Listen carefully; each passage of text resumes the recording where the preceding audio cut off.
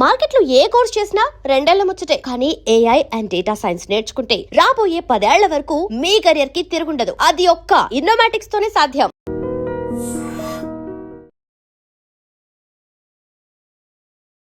నమస్కారం, welcome to I dream. మన సంస్కృతి కార్యక్రమానికి స్వాగతం. నేను మీ విచిత.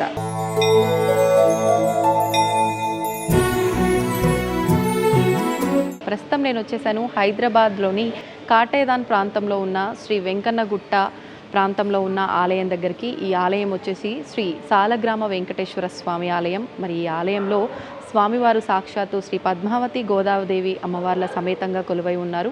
మరి ఆలయం లోపలికి వెళ్ళి ఆలయానికి సంబంధించిన విశేషాలన్నీ కూడా అడిగి తెలుసుకునే ప్రయత్నం చేద్దాం. రండి నాతో పాటు.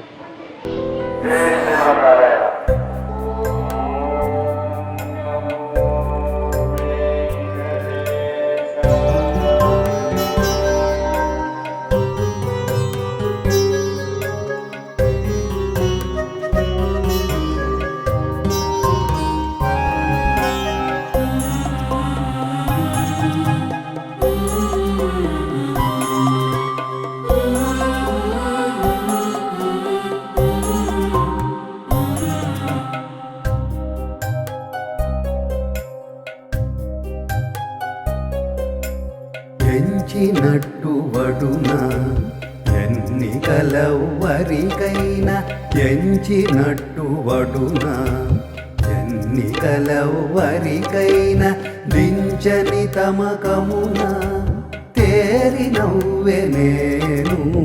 ఎంచినట్టు వడున ఎన్నికలెవ్వరికైనా, దించని తమకమున తేరి నవ్వె నేను. ఎంచినట్టు వడున. ఈ ఆలయానికి సంబంధించి మనం గురువుగారితో మాట్లాడి ఇంతకుముందు ఈ ఆలయ విశేషాలన్నీ కూడా మాట్లాడుకోవడం జరిగింది. గురువుగారు ఆ రోజు ఒక మాట అన్నారు, తిరుమలకి వెళ్ళలేని వారు, అక్కడ మొక్కులు ఏమైనా మొక్కుకొని ఉన్న వాళ్ళు కనుక ఈ ఆలయంలోకి వచ్చి మొక్కులు తీర్చుకుంటే అక్కడి వరకు వెళ్ళి తీర్చుకున్నట్లే అని చెప్పి కొన్ని విషయాలు చెప్పడం జరిగింది. అదేవిధంగా ఇక్కడున్న స్వామివారు ఆ మూర్తి కూడా నిజంగా చూస్తున్నంతసేపు అక్కడ తిరుమలలో స్వామివారిని చూస్తుంటే ఏ రకమైన కనుల విందుగా ఉంటుందో అలాగే ఉంది అని చెప్పి నిజంగా నేను కూడా స్వామివారిని దర్శనం చేసుకున్నాను. ఏదైతే గురువుగారు చెప్పారో దానికన్నా ఇంకా రెండింతలు ఎక్కువగానే అనుభూతి అనేది కలుగుతోంది. మరి ఇంకా నేను మాట్లాడడము కరెక్ట్ కాదు. ఈ ఆలయానికి సంబంధించిన విశేషాలన్నీ కూడా మీకు కూడా వివరంగా తెలియజేసేందుకు ప్రస్తుతం నాతో పాటు ఉన్నారు బ్రహ్మశ్రీ అన్నవరపు తిరుపతి మూర్తి అవధాని గురుగారు, అలాగే ఈ ఆలయానికి సంబంధించిన అర్చక స్వాములు కూడా ఉన్నారు. వారందరితో మాట్లాడి ఆలయ వివరాలని కూడా సవివరంగా తెలుసుకుందాం. నమస్కారం గురుగారు. పరమేశ్వరార్పణం. గురుగారు, మనం గతంలో వీడియో చేయడం జరిగింది స్వామివారికి సంబంధించి, ఆలయానికి సంబంధించి. మరొకసారి అంటే మీరు ఆ రోజు చెప్పిన తర్వాత నిజంగా ఆలయానికి వెళ్ళాలి అనే ఆలోచన మనం మాట్లాడుతున్నంతసేపు కలిగింది, కానీ ఇంత త్వరగా నేను స్వామివారి దర్శనం చేసుకుంటానని అనుకోలేదు. మరి ఆలయ సంబంధించిన వివరాలన్నీ కూడా ఒకసారి మన ప్రేక్షకులకు వివరించండి.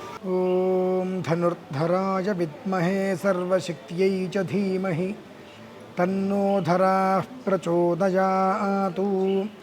వృషశైలాధిప ఏవ దైవతన్నః వృషభాద్రీశ్వర ఏవ దైవతన్నః ఫణిశైలాధిప ఏవ దైవతన్నః భగవాన్ వెంకట ఏవ దైవతన్నః.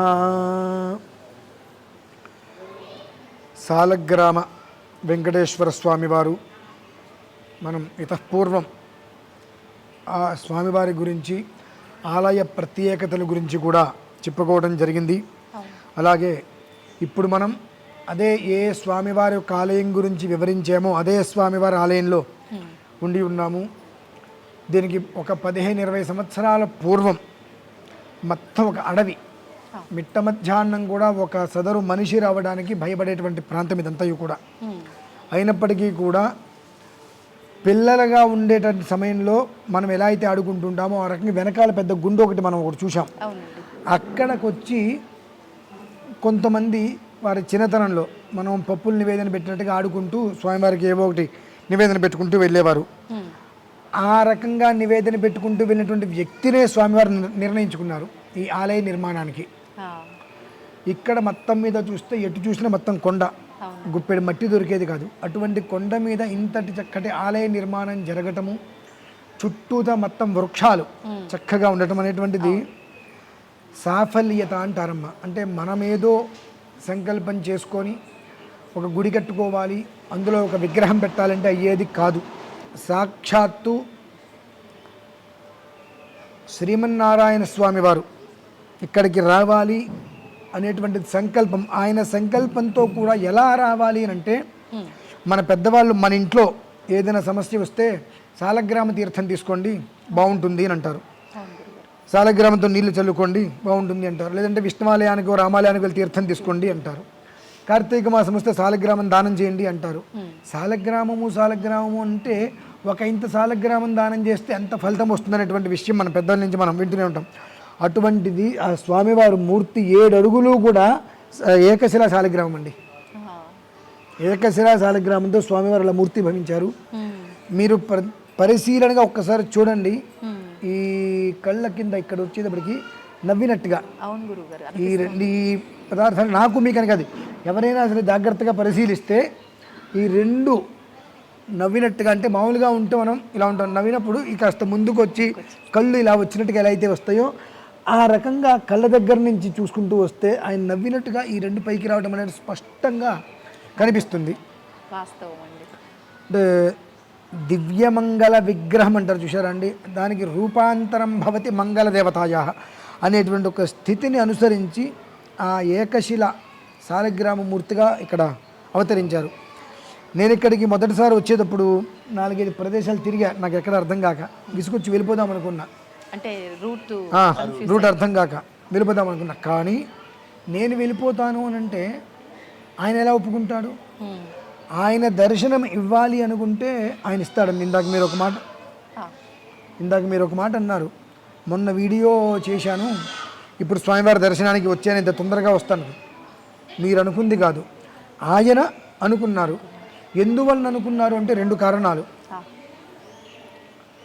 నేను ఇక్కడ ఉన్నాను అనేటువంటిది నేనే వెళ్ళి చెప్తే ఎవరు నమ్ముతారు?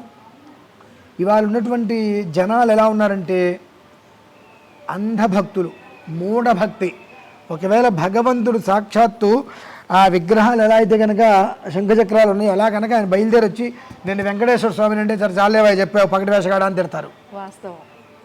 జనాలు అలానే ఉన్నారు. నేను సాక్షాత్తు ఆయన వచ్చి నాయన నేను వెంకటేశ్వర స్వామిని రా అంటే చాలే పక్కకి వెళ్ళవయ్యా ఈ విగ్రహం చూసా, ఈ నాటకాల గ్రూప్ నుంచి వచ్చామని అడుగుతారు, డ్రామా ఆర్టిస్ట్ నుంచి అడుగుతారు. అలా ఉన్నారు. ఆయనకు కూడా తెలుసు మన గురించి. కాబట్టి ఏ రూపంలో మనం మన గురించి బయటికి వెళ్తే ఆ విషయం విని ఆ యోగం కలిగినటువంటి వ్యక్తి ఇక్కడికి రాగలుగుతారో ఆ మనిషిని భగవంతుడు ఎన్నుకుంటాడమ్మా. అలా ఎన్నుకున్నారు కాబట్టి మీరు రాగలిగారు ఇక్కడికి. లేదంటే నేను నిన్న అన్నాను, ఇవాళ మీకున్న ఏవో ఆపుకొని ఇక్కడికి వచ్చేసేసారు. కనీసం ఒక 10 రోజుల సమయం పడుతుంది. వచ్చారు అని అంటే ఆ స్వామివారు తన గురించి 10 మందికి తెలియజేయాలి, నా గురించి 10 మందికి నేనే తెలియజేయాలి. ఎలా తెలియజేయాలి? నేను అలా నడుచుకుంటూ వస్తా అంటే మనం ఒప్పుకుంటామండి? ఒప్పుకుంటామా మనం? నువ్వు అసలు దేవుడు కాబట్టి ఆయన మొహం మీదే నువ్వు దేవుడు అయితే అర్జెంటుగా మాయమైపో అంటాం అనమండి. ఆయనకు అనుకూలత కూడా మనం ఇవ్వము. నువ్వు దేవుడివి అయితే మాయమైపో అంటాం. ఆయన పాపం బాధపడతాడు. ఇంకా స్వామి కూడా కర్మ ప్రారంధం కనుక నేను డైరెక్ట్గా వస్తే ఎట్లాగో వీళ్ళు ఎవరు నమ్మరు కనుక తద్వారా నా నుంచి ఇక్కడికి వచ్చి ఎవరైతే నమస్కారం చేసుకొని ఎవరైతే వారి మొక్కు అనేటువంటిది తీర్చుకొని వాళ్ళకు వచ్చే ఫలితం ఏదైతే ఉంటుందో వారికి తెలియాలి. తెలిసినప్పుడు తద్వారా వచ్చే విధానం అనేటువంటిది ముఖేన నడవాలి అనే సంకల్పం ఆయన జరగడం. నేను అలానే వచ్చాను ఇక్కడికి. ప్రతి శ్రవణ నక్షత్రానికి తిరుమలలో ఉంటా. 2 సార్ల నుంచి నన్ను వెళ్ళనివ్వట్ల, ఏదో ఒక అవాంతరం వచ్చి ఆగిపోతున్నా. 3వసారి ఇక్కడ ఉన్నా. ఇవాళ శ్రవణ నక్షత్రం 3వసారి స్వామివారి దగ్గర ఉన్నాను అంటే దానికి కారణం ఏమిటి అంటే ఎక్కడికి వెళ్ళినా ఎలా వెళ్ళినా ఏదో ఒకటి చేస్తూ ఉంటాం. కానీ కొన్ని ఆలయాలు కొన్ని మూర్తులు ఎలా ఉంటాయంటే మనకు అర్థం కారండి. తత్వం, ఆ తత్వం అనేటువంటిది మనం అర్థం చేసుకోగలిగితే తిరుపతి వెళ్ళక్కర్లా. తత్వం అర్థం కానప్పుడు తిరుపతి వెళ్ళిన ఉపయోగం లేదు. ఇందాక మీరు ఒక మాట అన్నారు, తిరుపతి వెళ్ళినప్పుడు స్వామివారిని కల్లారా చూస్తే కలిగిన ఆనందం కలిగింటుందని చెప్పి. చాలా అబద్ధం చెప్పారు మీరు. ఎందుకంటే అక్కడికి వెళ్తే స్వామివారిని మనం ఎక్కడ చూడగలుగుతాం? ఒకటి మనం కళ్ళు మూసుకుంటాం, కర్మ ప్రారంధం అంటారండి. ఓకే. స్వామివారి దగ్గరికి అంత కొండెక్కి లైన్లో వెళ్ళి 7 కొండల వారిని నడుచుకుంటూ స్వామివారి దగ్గరికి వెళ్ళగానే ఆయన చూడగానే కళ్ళు మూసుకుంటాం, కళ్ళు తెరిస్తే తోసేస్తారు. ఆ యోగం ఏమిటి అంటే మనం కన్నులు తెరిచి స్వామివారిని చూడటానికి కూడా మన కంటికి కూడా యోగ్యత ఉండాలండి. ఆ యోగం లేనప్పుడు ఎక్కడికి వెళ్ళినా ఒకటే. ఆ యోగం ఉంది, ఇక్కడికి మించిన దేవుడు ఇంకెక్కడ ఉంటాడు? ఆత్మాత్మం అనేటువంటిది దేహో దేవాలయ ప్రోక్తో. మన శరీరంలో మన దేహంలో ఉన్న దేవుడిని మనం చూడలేకపోతున్నాం. ఎదుటి మనిషిలో ఉండేటువంటి దైవతత్వాన్ని మనం చూడలేకపోతున్నాం. ఎక్కడో దేవుడి దగ్గరికి వెళ్ళి చూస్తా అంటే ఆయన మనకెందుకు కనిపిస్తాడు? కాబట్టి మనమందరము కూడా భగవంతుడు ఆలయానికి వెళ్ళగానే కళ్ళు మూసుకుంటాం. ఎందువల్లనంటే ఈ జన్మలో ఇప్పటికి నీకు ఆ కర్మ ప్రారంభం తీరలేదు, నన్ను చూసి ఆనందపడేటువంటి స్థితి నీకు ఇంకా కలగలేదు అని అక్కడికి వెళ్ళగానే కళ్ళు మూసేసుకుంటాం. ఇక్కడ చూడండి, ఆయన మనం చూస్తుంటే బాగున్నామని పలకరించినట్టుగా, దాన్ని తత్వ విధానం అంటారండి. తత్వాన్ని మనం అర్థం చేసుకుంటూ ఎక్కడికి వెళ్ళక్కర్లా. తత్వం అర్థం చేసుకోలేకపోతే ఎక్కడికి వెళ్ళినా ఉపయోగం లేదు. అటువంటి స్థితిలో ఇదే సమయంలో స్వామివారికి రాజగోపుర నిర్మాణం కూడా జరుగుతుంది. నాకు అదే అనిపించింది. ఎన్నో జన్మల పుణ్యము, నేను అనేక దేవాలయాలు ప్రతిష్ఠ చేయించా. సుమారుగా ఒక 600 పైన దేవాలయాలు ప్రతిష్ఠ చేయించా. రాజగోపురానికి ఎక్కడ నేను వ్యవధానంలో లేదు. నేను చూసిన ప్రతి చోట రాజగోపురాలు లేవు, మామూలుగా గుడి గోపురాలు తప్పితే. అటువంటిది నాకు అనిపించింది, రాజగోపుర నిర్మాణము అంటే పుట్టగతులు లేకుండా పోతారని చెప్పి పెద్దవాళ్ళు మనల్ని కొన్ని మాటలు అంటూ ఉంటారు ఏదైనా కోపం వస్తే. కర్మ ప్రారంధవశాత్తు కూడా మనిషి ఎత్తేటువంటి దాంట్లో 8 జన్మల తర్వాత మోక్షం వస్తుందండి. శరీరము ఆత్మ రెండు వేరు. శరీరమేమో కోరికలను కోరుతుంది, ఆత్మ మోక్షాన్ని కోరుతుంది. ఈ శరీరం నుంచి ఆత్మ వెళ్ళిపోతుంది, శరీరం అయిపోతుంది. ఈ ఆత్మ తిరుగుతూ ఇంకొక శరీరం కోసం వెతుకుతుంది. ఆ శరీరమైనా నేను అందులో కనుక వెళ్ళినట్లయితే మోక్షం పొందలేకపోతానా అని చెప్పి ఈ ఆత్మ లోపలికి వెళ్ళటం, ఆ పిల్లవాడు బయటికి రావటం, అక్కడి నుంచి పెరుగుతున్న కొద్దీ అనేక ఆశలు ఆ పిల్లవాడికి పెరగటం, ఈ ఆత్మకి శరీరానికి యుద్ధం జరుగుతూ ఉంటుంది ఎప్పుడు కూడా. ఇలా 7 జన్మలు ఆత్మ తిరిగిన తర్వాత 8వ జన్మకి అవి అంత్యకాల జన్మ అంటారు. ఇటువంటివి ఏవైనా గాలిగోపురము అనగా ప్రధాన గోపురం, రాజగోపురం. ఈ రాజగోపురం నిర్మాణం జరుగుతున్నప్పుడు కనుక మనం ఏదైనా అందులో ఉడతా భక్తి అని అంటారు, మనం చేసేటువంటి ఇంత సహకారము 7 జన్మలు వంశవృద్ధి కలుగుతుందండి. నేను అనుకున్నా బహుశా ఏ జన్మలోనో నేను చిన్న రుణపడి ఉన్నా, ఏ జన్మలోనో ఏదో ఒక ఆలయానికి రుణపడి ఉన్నా. ఆ రుణం తీర్చుకోవడం కోసం ఈ హైదరాబాద్ వచ్చి నేను దగ్గరగా 16 ఏళ్ళు అవుతుందండి. శంషాబాదు, ఆరంగారు, శివరాంపల్లి ఇది పూర్వం విపరీతంగా నేను తిరిగా, కానీ తెలీదు. అంటే స్వామివారి కూడా ఆ సమయం వచ్చేందుకు నన్ను ఇక్కడికి రానిలేదు. దానికి కర్మ అనేటువంటిది తొలగిపోయేటువంటి యోగం ఉంటుంది. ఆ గాలిగోపురం అనేటువంటిది రాజగోపురం. ఈ రాజగోపురం అనేటువంటిది ఏదైతే ఉందో దాని గురించి 10 మందికి అందులో నేను గొప్పతనాన్ని నా ద్వారా చెప్పించాలని స్వామివారు అనుకుని ఉండొచ్చు. ఎందువల్లనంటే యోగోధ్యానం సదా సాంఖ్యం ఎవరైనా చెప్పవచ్చు, కానీ దాని చెప్పటం కోసమే, దాని గురించి వృద్ధిలోకి తీసుకురావడం కోసమే ఏదో జన్మలో అంత పుణ్యం మనకు మిగిలిపోయి ఉంటుంది. మనం కొంతమందిని చూస్తూ ఉంటాం, వాళ్ళు కారణ జన్మలాగా ఉంటారమ్మా. కొంత పని పూర్తిగా కానీ దేహం విడిచి వెళ్ళిపోతారు. అది ఏ పనైనా కావచ్చు. దేనికోసం భగవంతుడు భూమి మీదకి పంపించాడనేటువంటి విషయం తెలియదు. ఆ సమయం వచ్చినప్పుడు భగవంతుడు తీసుకొస్తాడు. అతనితోటి ఆ రుణం పూర్తయిపోయింది అన్నప్పుడు ఆ మనిషిని హరించేస్తాడు, భగవంతుడు తీసుకెళ్ళిపోతాడు. అదే కొన్ని కారణాలు ఇస్తుంటారు భగవంతుడు. అట్లా ఏ కారణం ఏ రకంగా ఎవరికి యోగోధ్యానం ఆ యోగం కలుగుతుందో మనం చెప్పలేం. అటువంటి యోగం భగవంతుడు జనాలందరికీ కూడా అందించాలి. ఎంతోమంది మొక్కులు, ఇంకా నేను భగవంతుని గ్రహం చాలా కోపం తగ్గింది కానివ్వండి, నీచాతి నీచమైన మనుషులను తిడతా. జనాలు సిగ్గులేని జనాలండి. నాకు కొత్త ఏం కాదు గురుగారు. ఎందుకంటే నీకు ₹1 లాభం కలిగితే నా కష్టార్జితం అంటాం, నష్టం కలిగితే నేను మొక్కు కట్టాను, ఈ మొక్కు అనుకున్నాను, మొక్కు తీర్చలేదు కాబట్టి స్వామివారు నాకు అన్యాయం చేశాడు, ఆయనకి పని పట్టలేదా అంటే నువ్వు ఏం చేస్తున్నావో విశాలమైనటువంటి ప్రపంచం. అంగవంగ కళింగ కాశ్మీర కాంబోజ సౌవీర సౌరాష్ట్ర మహారాష్ట్ర మగధ మాలవ నేర్ అనేటువంటి అనేక దేశాలు ఉన్నాయి. అనేక దేశ భాష భూమిపాల చిత్రితే అని ఉంది. ఈ భూమి మీద ఉన్నటువంటి దేశ భాషలలో నువ్వు ఏదో మొక్కి ఈ భూమి ఎంత, భూమిలో హైదరాబాద్ ఎంత, హైదరాబాదులో నీ వీధి ఎంత, నీ వీధిలో నువ్వెంత, నీ ఇల్లంతా, నీ ఇంట్లో నువ్వెంత, నీ మొక్కెంత, ఇసగరే నువ్వు అంత ఫోన్ ఉత్తపోతావు. అటువంటి నీకు నీ గురించి ఆయన ప్రత్యేకంగా ఆలోచించి నువ్వు మొక్కు తీర్చినట్టు నీ కారు పంచర్ చేస్తాడు టైరు. నేను ఎంత అన్యాయం అమ్మా అనుకోవడానికి కూడా కొంచెమైన ఆలోచన ఉండద్దు. ఇటువంటి జనాలందరూ ఉండి మంచి జరిగితే నాది, తప్పు జరిగితే భగవంతుడిది, నేను అక్కడికి వెళ్ళలేకపోతున్నాను, తప్పు నాదే అనుకోరు మళ్ళీ నెత్తిరేస్తారు. అటువంటి వారందరూ కూడా ఆ మొక్కు తీర్చుకున్నటువంటి ప్రక్రియలో ఈయన దగ్గరకు వచ్చి మొక్కు తీర్చుకోగలిగితే ఆ యొక్క యోగం అనేటువంటిది పరిపూర్ణంగా వృద్ధి కలుగుతుంది అనేటువంటి విషయం. మొక్కు తీర్చుకోవటం అంటే ఏంటి? ఇప్పుడు రాజగోపురం ప్రధానము అంటారు. రాజా అంటే ప్రధానం, పురము అని అంటే గ్రామం.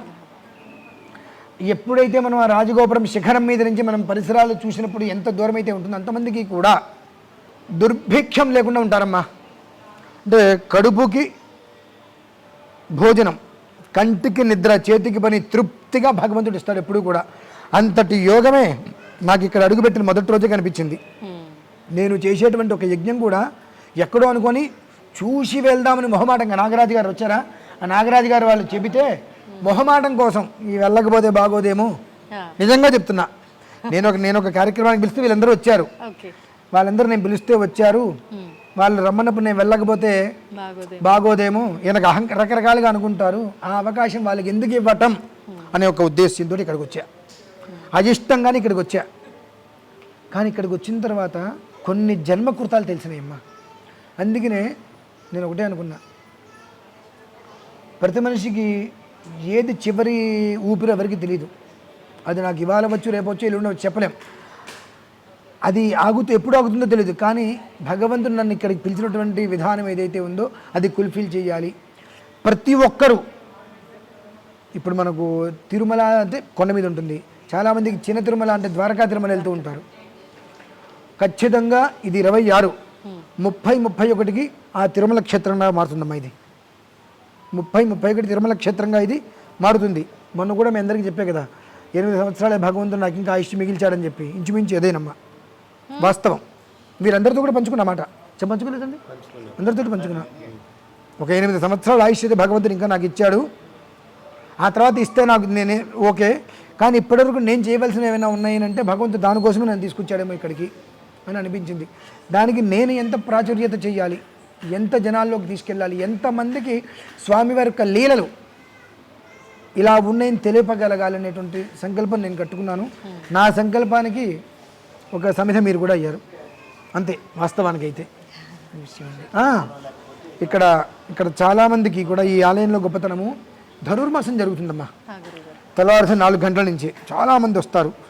వివాహం కాలేదనుకున్నటువంటి వారికి ధనుర్మాసంలో వస్తే 6 మాసాలు వివాహమై ఈ దేవాలయానికి ఆ పసుబట్టలతో వచ్చిన వాళ్ళు అనేక మంది ఉన్నారు.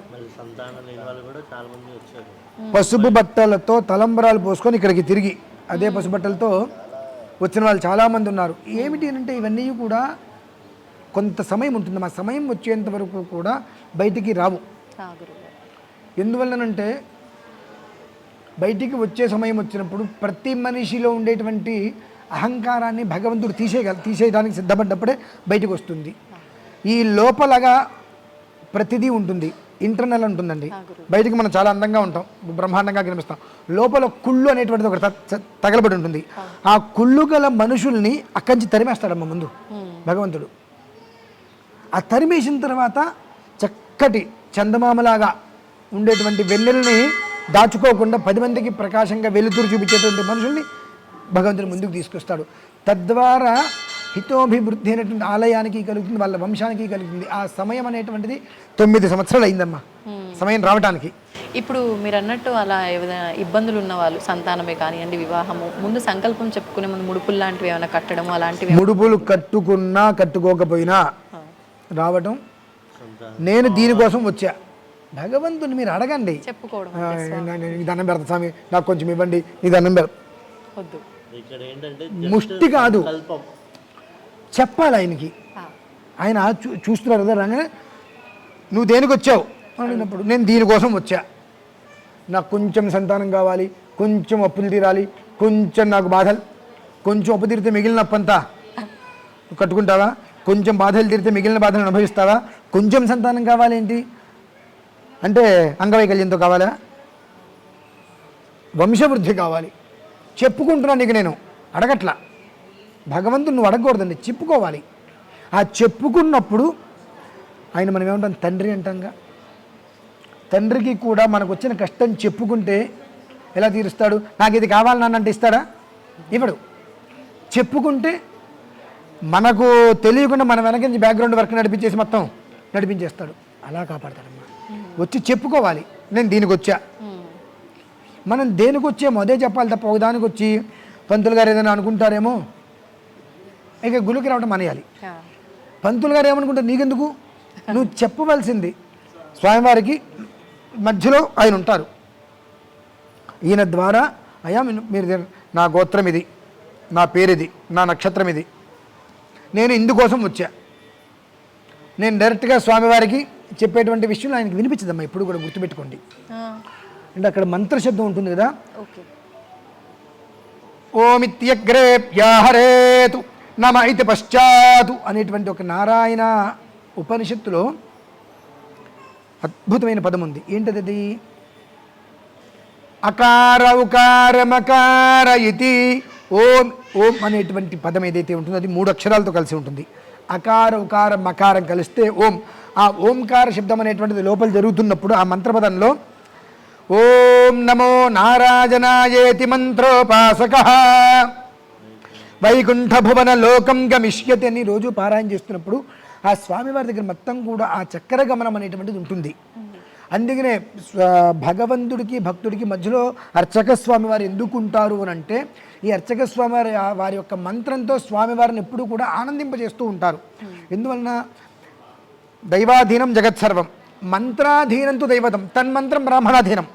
ఆ మంత్రం అనేటువంటిది మా దగ్గర, మా ఆధీనంలో, మా దగ్గర కాదు మా ఆధీనంలో ఉంటుంది. ఆ మంత్రాన్ని ఆధీనించి భగవంతుడు ఉంటారు కాబట్టి ఆ మంత్రంతో భగవంతుని ఎప్పుడూ కూడా సంతుష్టుని చేస్తూ ఉంటాం. కాబట్టి మీకు వచ్చేటువంటి ఏదైతే దేనికోసం వస్తారో అది అర్చక స్వామి ద్వారా భగవంతుడు తెలియజేయాలి. దేనికోసం వచ్చాడంటే నాకేదో సంతానం కలిగేటదండి, 10 ఏళ్ళు అయిందండి, 10 సంవత్సరాలు అయిందండి వివాహమై, స్పష్టంగా చెప్పగలగాలి. సంతానాన్ని కోరి స్వామివారి దగ్గరికి నేను వచ్చా అన్నప్పుడు అదే విధానం స్వామివారి దగ్గర చెప్తాం. 10 ఏళ్ళు అయిపోయిందండి, మాకు సంతానం కలగట్లేదు, దాన్నే కాదు, ఇవన్నీ ఎందుకు, ఇవన్నీ చెప్పినప్పుడు అసలు విషయం పోతుంది. అక్కడ మనం దేనికోసం వచ్చాం, కట్ట ఏం కట్టారండి, వారధి కట్టాడు, ఏం కొట్టాడు, రావణాసురుని కొట్టాడు, తెచ్చా సీతమ్మవారిని తెచ్చాడు. అట్లా నువ్వు భగవంతుడి దగ్గరకు వచ్చినప్పుడు చెప్పే విధానం ఆయనకు అర్థమవుతుంది దేనికి వచ్చావు, కానీ నువ్వు ఏ రకంగా చెప్పావు అనేటువంటి చూసుకుంటాడు ఆయన. కాబట్టి అది చాలా దగ్గర తక్కువ సమయంలో నేను కూడా అనుభవించింది ఉంది. కాబట్టి అంత ప్రశాంతంగా కూర్చుని నా విషయాన్ని 10 మందికి తెలియచేయాలన్న ఉద్దేశంతో నేను అనుకోవటము, అలాగే నిష్కల్మషంగా మీరు ఒక మాట అడగంగానే నేను వాళ్ళని అడగాలి వీళ్ళని అడగాలి అనేటువంటి కాకుండా భగవంతుడి అనుగ్రహం ఉంటే నేను వస్తాను అని అంటాము. అందులో ఉండేటువంటి తత్వాన్ని ఆయన తీసుకున్నాడు కాబట్టి మీరు వచ్చారు. కొన్ని వేల మందికి ఈ విషయం చక్కగా అందుబాటులో ఉంటుంది. అది విషయం. సంతోషం గురుగారు. నిజంగా అంటే మీరు ఎన్నోసార్లు ఎన్నెన్నో విషయాల గురించి పలానా ఆలయం అని అక్కడికి వెళ్దామమ్మా ఇది బాగుంటుంది అని చెప్పడం జరిగింది, కానీ ఏది కూడా వెంటనే అవ్వలేదు. కానీ నిజంగా మీరు అన్నట్టు సొంత ఆలయానికే 4 నెలలు అడగాల్సి వచ్చిందండి. కానీ నిజంగా స్వామివారి గురించి మనం వీడియో చేసి ఒక 1 వీక్ అయిందా అండి? అంతే అవ్వలేదా? అంతే, వెంటనే మనం వచ్చేసాం. అంటే ఇందాక చెప్పట్లేదండి, మనం అక్కడికి వెళ్ళి కళ్ళు మూసుకున్నాము అంటే ఆయన నుంచి పిలుపు మనకు రాలేదు. ఆ దివ్యమంగళ రూపాన్ని అలా మనం చక్కగా కళ్ళు విచ్చి చూడగలిగాము అంటే ఆయన నుంచి మనకు పిలుపు వచ్చింది. అంటే అదొక్కడే మనం తెలుసుకోవాల్సింది. అదమ్మా, ఆ పిలుపు మీ ద్వారా వినిపించాడు స్వామి నాకు. ఈశ్వర కృప అంతే. మీకు ధన్యవాదాలు తెలియజేయాలి నేను ముందుగా. ధన్యవాదాలు గురుగారు. మరొకసారి మరి మన ప్రేక్షకులందరికీ కూడా ఆలయానికి సంబంధించిన అంటే అడ్రస్ అవన్నీ కూడా ఒక్కసారి చెప్పండి. తప్పకుండా అమ్మా. శ్రీ సాలగ్రామ వెంకటేశ్వర స్వామి వారి దేవాలయం, కాటేదాన్ శ్రీ వెంకన్న గుట్ట అంటారు. మీరు నెట్లో శ్రీ వెంకన్న గుట్ట అని కొడితే వచ్చేసేస్తుంది చక్కగా. కాబట్టి ప్రతి శనివారము నిత్యోత్సవము, వారోత్సవము, పక్షోత్సవము, మాసోత్సవం, ద్విమాసోత్సవం, షాణ్మాసోత్సవం, సంవత్సరోత్సవం, ఈ 7 ఉత్సవాలు ఇక్కడ జరుగుతున్నాయమ్మా. కాబట్టి అంటే నిత్యోత్సవం ప్రతిరోజు, ప్రతిరోజు వారోత్సవం ప్రతి శనివారము ఒక 300-400 మందికి అన్నప్రసాద వితరణ, స్వామివారికి ఏకాంత సేవ, పవలింపు సేవ, ఇవి ప్రతి శనివారము జరుగుతుందమ్మా ఖచ్చితంగా. అందులో ప్రధానం ఏంటంటే సంతానం అనేటువంటిది ఎవరైతే కోరుతున్నారో పవలింపు సేవ, వాళ్ళు వచ్చి ఆ పవలింపు సేవ చేసుకోవడం ప్రధానం విశేషం. ప్రతి శనివారము స్వామివారికి పవలింపు సేవ జరుగుతుంది. ఆ పవలింపు సేవ, ఏకాంత సేవ జరుగుతున్నప్పుడు సంతానాన్ని కోరేటువంటి వారు దంపతుల మధ్యలో ఏదైనా అవినాభావ సంబంధం తప్పి నువ్వెంతంటే నువ్వెంత అనుకుని వీరిద్దరూ కూడా ఆ సమయంలో కనుక స్వామివారి సేవ చేసుకోగలిగితే మహత్తరమైనటువంటి భాగ్యం కలుగుతుంది. అది విషయం. సంతోషం గురుగారు, ధన్యవాదాలు. ధన్యవాదాలు గురుగారు. ఆసేతు సీతాచల మధ్యవాసినాం తత్రాపి అస్మిన్ గ్రామే స్థితానాం, అస్మిన్ అనగా నేనున్నటువంటి ప్రదేశం, ఆగతానాం ఆగమిష్యమానానాం అని ఎక్కడైతే గనక మూలస్థానము అనేటువంటిది ప్రత్యేకంగా చెప్పబడి ఉంటుందో దానికి ఆగతానాం ఆగమిష్యమానాం అని కొన్ని చెప్పబడి ఉంటూ ఉంటాయి. ఇప్పుడు మనం ఎక్కడ ఉన్నాము అంటే సాక్షాత్తు కూడా సాలగ్రామము అనేటువంటి విషయం మనందరికీ కూడా తెలిసిందే. మన పెద్దవాళ్ళు అంటూ ఉంటారు, ఏదన్నా అనారోగ్యం వచ్చిందంటే సాలగ్రామానికి అభిషేకం చేసుకో, ఆ తీర్థం తీసుకో అంటారు. ఆర్థిక పరిస్థితి బాగాలేదు, సాలగ్రామానికి అభిషేకం చేయి, ఆ తీర్థం తీసుకో. ఇంట్లో సాలగ్రామం లేకపోతే ఆలయానికి వెళ్ళి విష్ణువాలయానికి వెళ్ళి రామాలయానికి వెళ్ళి సాలగ్రామ తీర్థం తీసుకో. అలాగే సాలగ్రామం చిన్నదైనా తీసుకొని ఒక దానం ఇవ్వు అనేటువంటిది సాలగ్రామం గురించి అనేక రకాలుగా మనం వింటూ ఉంటాము. ఆ ఒక్క సాలగ్రామ శిలతో 7 అడుగుల రూపం, స్వామివారి యొక్క దివ్యమంగళ విగ్రహ రూపం అనేటువంటిది సాలగ్రామ శిలతోనే నిర్మితం అయినటువంటి సాలగ్రామ వెంకటేశ్వర స్వామివారి దేవాలయ ప్రాంగణంలో మనం ఉన్నాము. ఇతపూర్వం మనం చెప్పుకున్నట్టుగా వెనకాల కనిపిస్తున్న పెద్ద రాయిలాగా ఏదైతే ఉందో గుండులాగా, అక్కడే చిన్నప్పుడు ఇదంతా కూడా లేనప్పుడు మొత్తం కూడా కారు అడవి అని అంటారు. ఒక 15-20 సంవత్సరాల క్రితం మిట్ట మధ్యాహ్నం కూడా ఇక్కడికి రావడానికి భయపడేటువంటి వాతావరణంగా ఉండేటువంటి స్థలంలో ఈ యొక్క కొండ మీద ఉండే ఈ గుండు అనేటువంటిది ఉండేది. ఇది 40 ఏళ్ళగా ఉండేది. ప్రతిరోజు ఇంతకుముందు చెప్పుకున్నట్టుగా అక్కడ చక్కగా స్వామివారికి ప్రసాదం ఏదన్నా నివేదన పెడుతూ ఉండేవారు. ఆ స్వామివారి యొక్క అనుగ్రహముచే, ఆయన దయతో ఇక్కడ ఇంతటి ఆలయ నిర్మాణం అనేటువంటిది జరిగినది. ఇప్పుడు మీరందరూ గురి చూస్తున్నారు కదా, సాక్షాత్తు కూడా స్వామివారి యొక్క దివ్యమంగళ విగ్రహం తిరుమల తర్వాత అటువంటి ఒక్క శిలా విగ్రహము మనం స్వామివారికి కనపడగానే నవ్వుతూ పలకరించేటువంటి ఒక అద్భుతమైనటువంటి విగ్రహం అనేటువంటిది మనం లోపల మనం చూస్తున్నాము. ఆ ప్రాంగణంలోనే మనం ఇప్పుడు ఉన్నాము. చక్కగా ఇక్కడ ప్రతి శ్రవణ నక్షత్రానికి వెంకటేశ్వర స్వామి వారికి కళ్యాణం జరుగుతుంది. అలాగే ప్రతి శనివారము 300-400 మందికి అన్నప్రసాద వితరణ జరుగుతుంది. ప్రతి శనివారము సాయంత్రం రాత్రిపూట స్వామివారికి ఏకాంత సేవ, పవలింపు సేవ అవన్నీ కూడా జరుగుతూ ఉంటాయి. ఆలయ ప్రాంగణం మీరందరూ కూడా ఇప్పటికే చూసి ఉండవచ్చు ఎలా ఉందో. ఈ కాస్త పైన నుంచి వచ్చి చూస్తుంటే ఏదో పర్వతం మీద ఉన్నామా అని అనిపించడం కాదు, పర్వతం మీదనే ఉన్నాము. ఈ పర్వతము కూడా దీనికి కాస్త మనం లోపలికి వెళ్ళినట్లయితే దీనికి చరిత్ర చాలా విశేషంగా ఉన్నది. ఆ చరిత్ర గురించి మనం తెలుసుకుందాం మళ్ళీ. కానీ మీరు ఏదైనా ఎక్కడైనా ఎవరైనా మొక్కు అనేటువంటిది ఏదైనా ఉండి తిరుమల వెళ్ళలేకపోతున్నాను అనుకున్న వారు మాత్రం ఇంకెక్కడికి వెళ్ళవలసిన అవసరం లేదు. సాలగ్రామ వెంకటేశ్వర స్వామిగా మనందరి కోసం వెలిసినటువంటి శ్రీవారి మూర్తి ఇక్కడే ఉన్నారు కనుక ఏదైనప్పటికీ కూడా మీకు ఏదైనా మొక్కు మర్చిపోయా నేను అని, మనం మనుషులం కదా, ఒక రకమైన వికారమైన బుద్ధి మనకు తగలబడుతుంది. ఏమిటి, మనకు అనుకోకుండా అదృష్టం కలిసి వచ్చి ₹1,00,000 కలిసి వస్తే ఇది నా గొప్పతనం అంటాము. ఏదైనా కనుక ఇబ్బంది వస్తే నేను మొక్కుకున్నాను, నేను మొక్కు తీర్చలేదు కాబట్టి దేవుడు నాకు శిక్షించాడు అంటాడు. అంత దిక్కుమాలిన మనుషులం మనం. కాబట్టి ఆ తత్వాన్ని వదిలేసి జరిగింది ఏది జరిగినా భగవంతుడికి అనుగ్రహం, మనకేదో సంప్రాప్తం కావాల్సి ఇవ్వలేదు ఆయన. దానివలన నష్టమో లాభమో ఆయనకి తెలుసు కనుక ఆయన ఇవ్వలేదు మనకు. మన పిల్లలు చాకుతోటో వాటితో ఆడుకుంటే మనం లాగేసుకుంటాం, ఎందుకంటే దానివల్ల ప్రమాదం అని చెప్పి వాళ్ళకి తెలియదు, మనకు తెలుసు. అలాగే మనం ఏదైనా అడిగితే దానివల్ల ప్రమాదమా కాదా అనేటువంటి విషయం పై వాడికి తెలుస్తుంది. కనుక అవలక్షణాలని అక్కర్లేని విషయాల్ని పక్కన పెట్టి ఖచ్చితంగా ఏది ఏమైనప్పటికీ కూడా స్వామివారి యొక్క దర్శనానికి మాత్రం ప్రతి ఒక్కరూ రండి. అలాగే ప్రతి శనివారము సాయంత్రం జరిగేటువంటి పవలింపు సేవ చాలా అత్యద్భుతంగా ఉంటుంది. చక్కగా పాటలు పాడుకుంటూ మనం కూడా ఉయ్యాలని స్వామివారిని అలా చక్కగా పవలింపు సేవలో భాగ్యం, ఆ పాలు పంచుకునే భాగ్యం మనకు కూడా అవకాశం ఉంటుంది. ప్రతి శ్రవణ నక్షత్రం, ఇవాళ శ్రవణ నక్షత్రం, మరి కాసేపట్లో స్వామివారికి కళ్యాణం కూడా జరుగుతుంది. ప్రతి శ్రవణ నక్షత్రము కూడా స్వామివారికి కళ్యాణం జరుగుతుంది. అలాగే మీరు ముందు చూసినట్లయితే రాజగోపురము,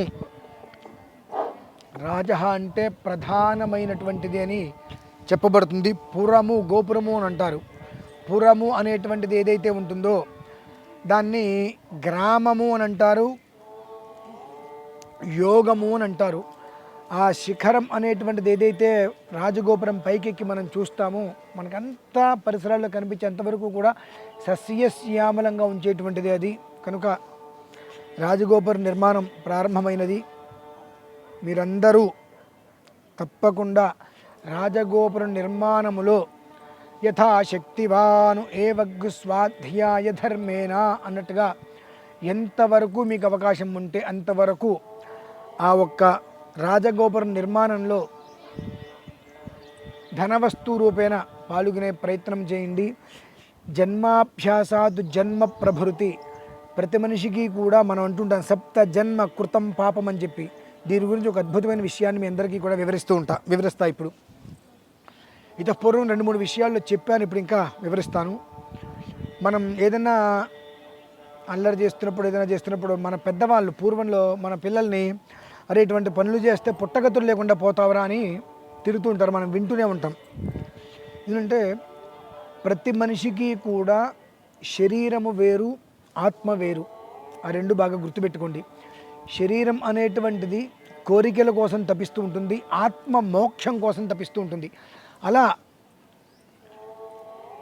సుమారుగా 60-70 సంవత్సరాలు అనుకుంటే మనిషి చనిపోయి మళ్ళీ జన్మించడం, మళ్ళీ చనిపోయి అలా 7 జన్మలు పూర్తి చేసుకొని 8వ జన్మలో మోక్షం కోసం తాపత్రయపడి 8వ జన్మలో మోక్షం పొందుతుంది. ఇలా సప్త జన్మ కృతం పాపం, 7 జన్మలుగా మోక్షం కోసం తపిస్తూ ఉండేటువంటి ఈ జీవి ఏదైతే ఉంటుందో అలసిపోతుంది. ఇక మరుసటి జన్మ ఏమిటా అనేటువంటి ఆలోచన లేకుండా ఎక్కడైతే కనుక దేవాలయ నిర్మాణం అనేటువంటిది జరుగుతుందో ఆ దేవాలయ నిర్మాణంలో మనం పాలు పంచుకుంటూ వచ్చేటువంటిది ఒక విధానం. 16 దేవాలయాలు మన సొంత డబ్బుతో నిర్మిస్తే వచ్చే ఫలితం మనం చెప్పక్కర్లా.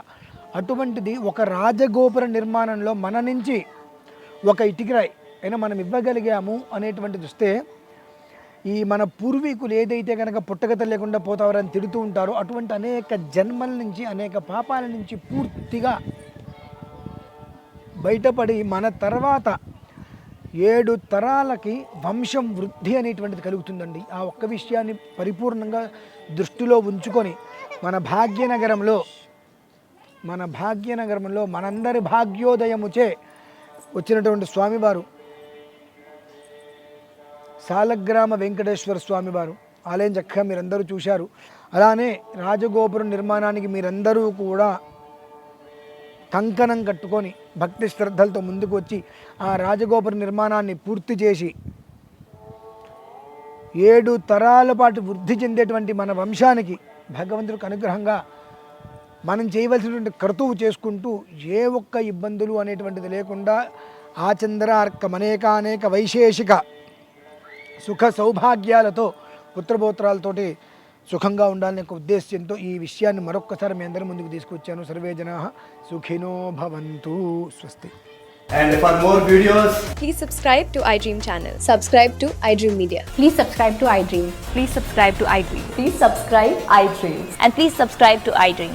For more videos, subscribe to iDream. please like, share and subscribe to the channel. Congratulations, iDream. Subscribe to iDream. Subscribe to iDream. So subscribe to iDream Media. ఐ డ్రీమ్కి ఐ డ్రీమ్ టీమ్ అందరికీ huge congratulations. Please subscribe iDream Media. Please subscribe to iDream. Subscribe iDream. Please subscribe to iDream. iDream అంటే నా కళల ఛానల్ను subscribe చేసుకున్న నోరు తిరుగుతలేదు, మీరైతే గంట గుర్తు కొట్టండి. For more such videos, please subscribe to iDream. Subscribe to iDream. Please subscribe to iDream. Please subscribe iDream Media. Please do subscribe to iDream. Please subscribe to iDream Media. For best entertainment and information, please subscribe iDream. And don't forget to subscribe to iDream.